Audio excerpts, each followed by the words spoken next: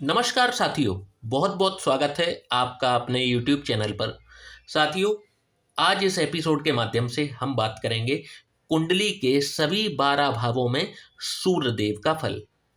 साथियों, सूर्यदेव नवग्रहों में राजा हैं। सभी ग्रह इनकी परिक्रमा करते हैं। सूर्य अथॉरिटी हैं। सूर्य शक्ति का प्रतीक है।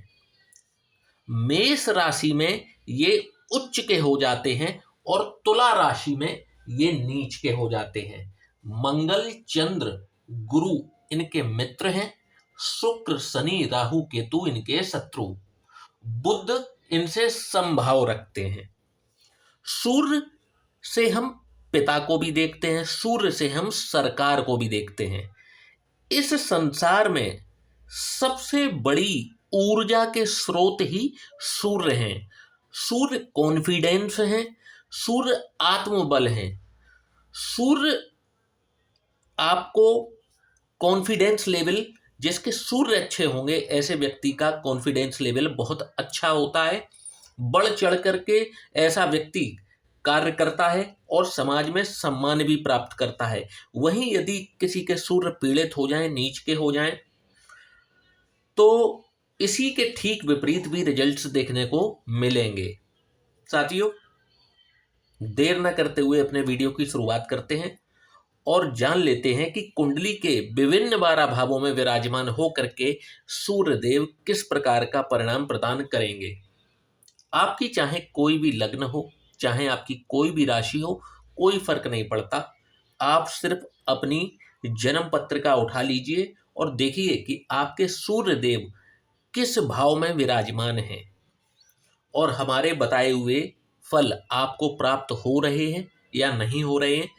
आप हमें कमेंट बॉक्स में आकर के जरूर बताइएगा। तो देर ना करते हुए वीडियो की शुरुआत कर लेते हैं और जानते हैं यदि किसी व्यक्ति के लग्न में ही सूर्यदेव विराजमान हो तो किस प्रकार का रिजल्ट दिखाएंगे। सूर्यदेव जब भी लग्न में विराजमान होते हैं तो लग्न होता है व्यक्ति का व्यक्तित्व, उसकी पर्सनैलिटी, जो वो स्वयं होता है। यदि यहाँ पर सूर्यदेव विराजमान हो तो ऐसे व्यक्ति का जो शरीर है, उसका जो गठन है, शारीरिक जो संरचना है, बहुत ही गठीला बदन ऐसे व्यक्ति का होता है। ओवरऑल अगर कहें तो एक आकर्षक व्यक्तित्व का व्यक्ति धनी होता है। अट्रैक्टिव पर्सनैलिटी व्यक्ति की जरूर होती है। परंतु साथ ही इस स्थान पर बैठा हुआ सूर्य व्यक्ति को आलसी बना देता है। कामों में तो ऐसा व्यक्ति बहुत ही एक्सपर्ट होता है, परंतु काम करता ही नहीं है। या तो ये काम करेंगे नहीं, या फिर अगर इन्होंने कोई बीड़ा उठाया है किसी कार्य को संपन्न करने का, तो उस कार्य को बहुत अच्छे से ये अंजाम जरूर देंगे, परंतु आलस्य के कारण कई अवसर ऐसा व्यक्ति निश्चित रूप से खो देता है।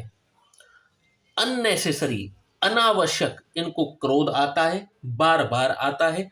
अपने क्रोध पर कंट्रोल करने का प्रयास भी करते हैं, परंतु असफल रहते हैं। मतलब क्रोध पर कंट्रोल नहीं कर पाते।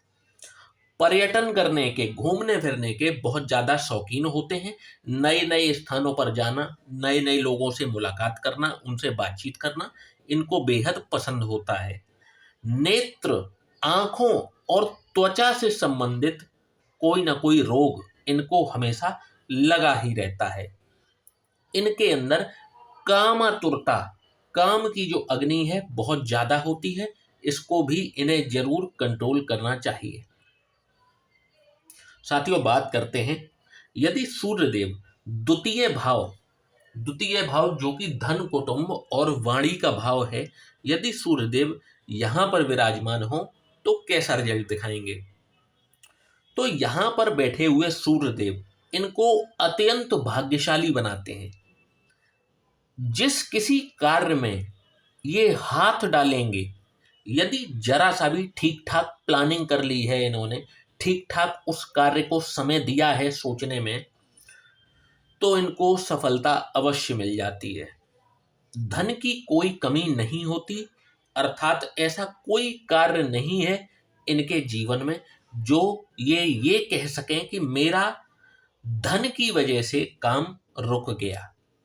वाहन का सुख बहुत जल्दी ही प्राप्त होता है और निरंतर ये अपना वाहन परिवर्तन भी करते रहते हैं। नित्य नए वाहन का सुख इनको मिलता रहता है। धन स्थान पर जो सूर्य है वो व्यक्ति को पुत्र रत्न की प्राप्ति भी अवश्य करवाते हैं।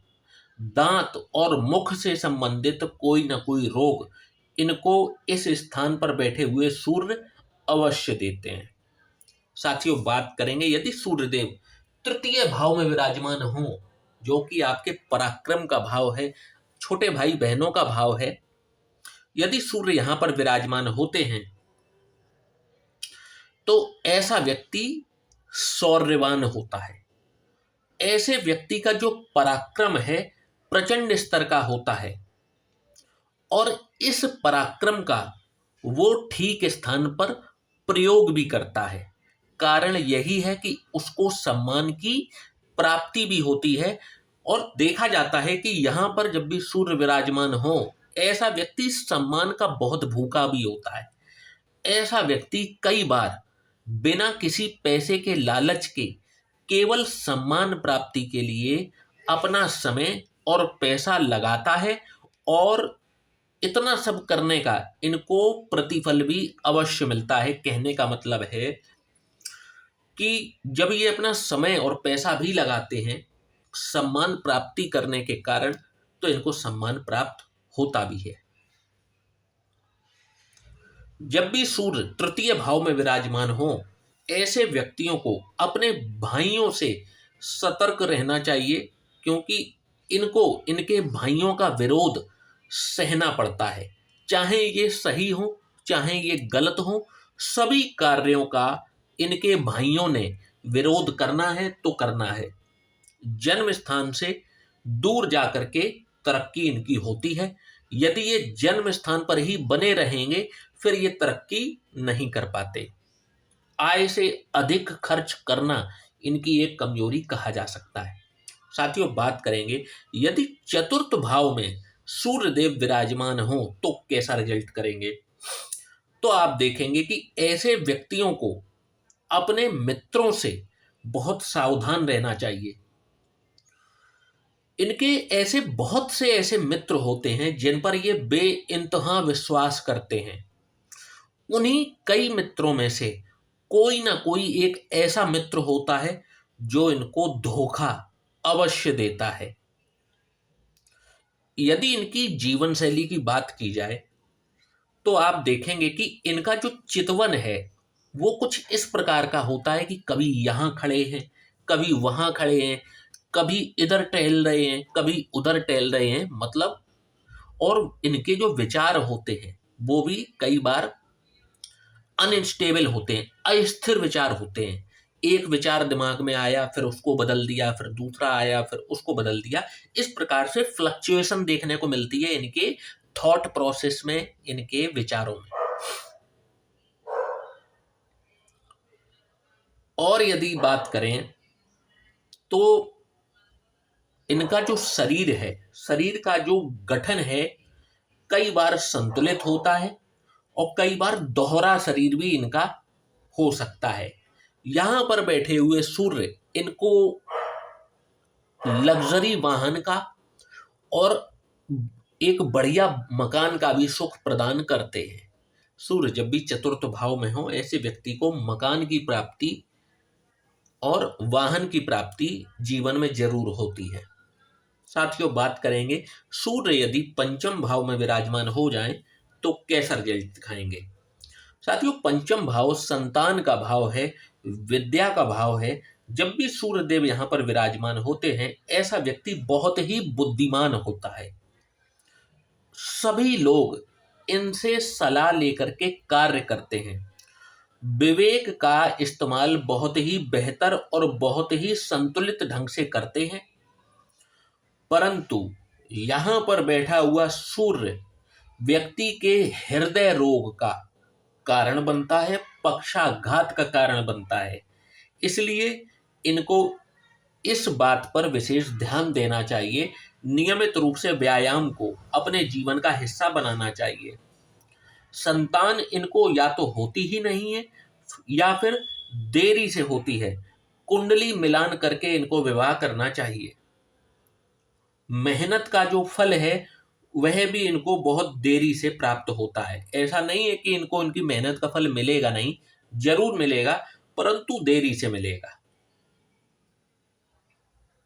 साथियों, बात करते हैं यदि सूर्य छठवें भाव में विराजमान हो, जो कि रोग, रिपु और ऋण का भाव है, जब भी सूर्य यहां पर विराजमान होंगे तो ऐसे व्यक्ति को एक प्रबल शक्ति प्राप्त होती है। कैसी प्रबल शक्ति? तो शत्रु इनके सामने टिक ही नहीं पाते। यदि इनको शत्रुओं का संहारक कह दिया जाए तो किंचित भी अतिशयोक्ति नहीं होगी। आजीविका के मामले में ये सही चयन नहीं कर पाते। ये अध्ययन किसी और विषय का करते हैं और कार्य किसी और क्षेत्र में करते हैं। कहने का मतलब है, जिस क्षेत्र में इन्होंने पढ़ाई की होती है उस क्षेत्र को छोड़ करके ये किसी और क्षेत्र में कार्य करना पसंद करते हैं। सही और गलत का जो निर्णय है, कई बार इसमें ये ठीक से निर्णय सही समय पर न ले पाने के कारण कई अवसर खो बैठते हैं। साथियों, बात करेंगे यदि सप्तम भाव में सूर्य विराजमान हो जाए तो कैसा रिजल्ट दिखाएंगे। सप्तम भाव में जब भी सूर्य विराजमान होते हैं, ऐसे व्यक्ति को किसी न किसी प्रकार की व्याधि और बीमारी हमेशा शरीर में लगी रहती है और इसी व्याधि और बीमारी के कारण इनके व्यक्तित्व में एक चिड़चिड़ापन आ जाता है। कहीं ना कहीं ये चिड़चिड़ापन इनके दाम्पत्य में कलेश का कारण भी बन जाता है। एक्स्ट्रा मैरिटल अफेयर सप्तम भाव में सूर्य के होते हुए जरूर होता है।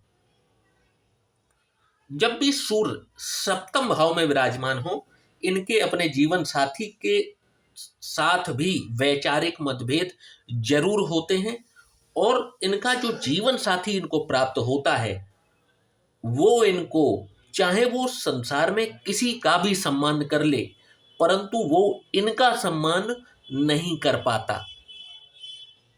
इनको अपने जीवन साथी से तिरस्कार सहना ही पड़ता है, अपमान सहना ही पड़ता है। साथियों, बात करेंगे यदि सूर्य अष्टम भाव में विराजमान हो तो कैसा रिजल्ट दिखाएंगे। यदि अष्टम भाव में सूर्यदेव विराजमान हैं तो ऐसे व्यक्ति को जीवन में कभी ना कभी मान हानि का सामना जरूर करना पड़ता है। इनके जीवन में एक अस्थिरता बनी रहती है, फ्लक्चुएशन बने रहते हैं, कभी बहुत ज्यादा कभी बहुत कम। इस प्रकार की अनइंस्टेबिलिटी इनके जीवन में बनी रहती है। प्रयास करते हैं, ये 10 कदम आगे बढ़ाने का प्रयास करते हैं, परंतु भाग्यवश 20 कदम पीछे खिसक के चले आते हैं। कार्यस्थल पर इनके खिलाफ राजनीति होते हुए, पॉलिटिक्स होते हुए जरूर देखी जाती है। मायका और ससुराल दोनों ही पक्ष इनको कभी भी मदद नहीं करते। इनको सारे कार्य स्वयं अपने बलबूते पर ही करने पड़ते हैं। इस प्रकार का रिजल्ट यहां पर सूर्य देते हुए देखे जाते हैं। साथियों, बात करेंगे यदि सूर्य नवम भाव में विराजमान हो तो कैसा रिजल्ट दिखाएंगे। साथियों, नवम भाव आपके भाग्य का भाव है, धर्म का भाव है।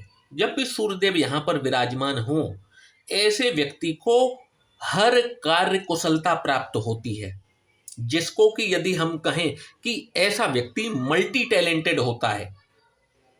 जो भी कार्य हाथ में लेता है आपको लगेगा कि ये व्यक्ति तो यही कार्य करने के लिए बना हुआ है।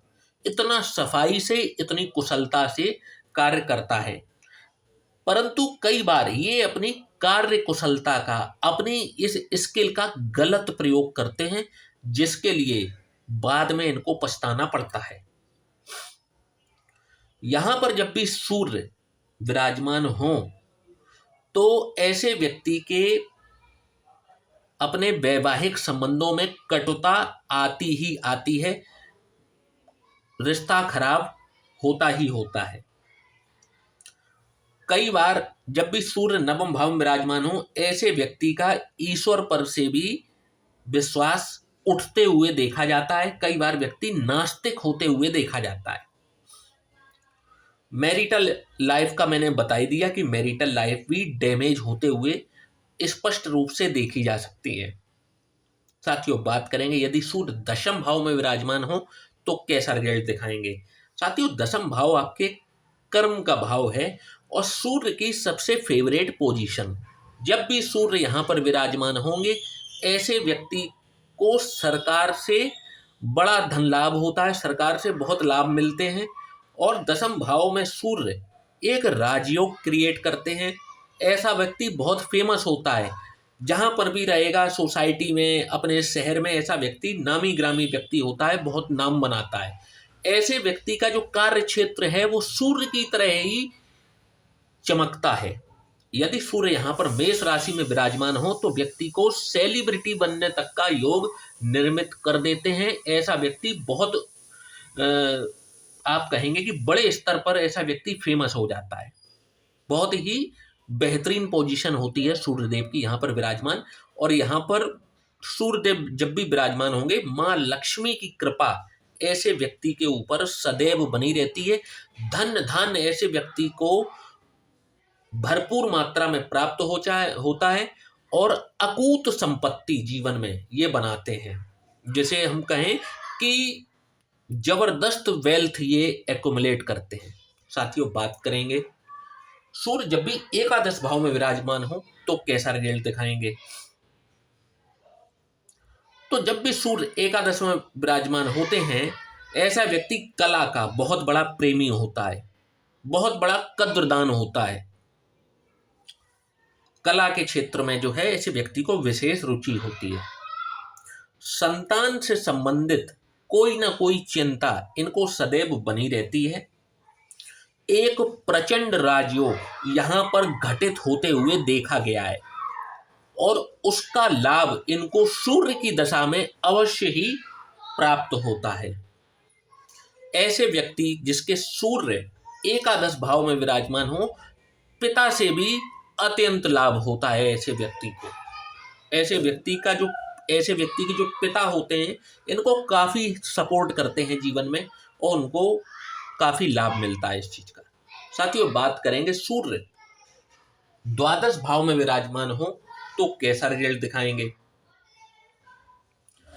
आप देखेंगे जब भी सूर्य द्वादश भाव में होंगे, ऐसे व्यक्ति को आंखों से संबंधित कोई ना कोई रोग जरूर देंगे।